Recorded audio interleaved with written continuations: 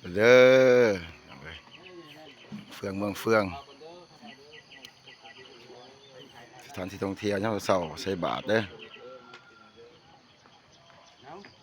โอ้น้ำใสงามคักแม่นละจนให้พระอุปาจารย์ขึ้นมาใส่บาตรว่าเคาน์เตอร์ว่ามันหนาปากไปหนาไปใส่อยู่หน้าเคาน์เตอร์ก็ได้เพราะว่าแถวนี้มันนั่นเพราะว่าแถวนี้มันมีแขกของน้ำแขก เด้อช่วงนี้แขกหลายเนาะฝนตกมันขึ้นพี่น้องเลยโอ้ยคักมันหยังพี่น้องเสียวส้ม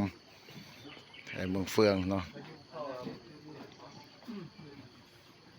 สวยสดงดงามทั้งด้านเทิง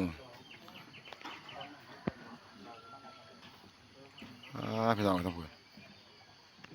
น้ำไหลแห้งนั่นเองเนาะมีมากับพี่สายโอ้ถือ2 กล้องเลยมันนี่ ธรรมดาจัดให้2 กล้องเลย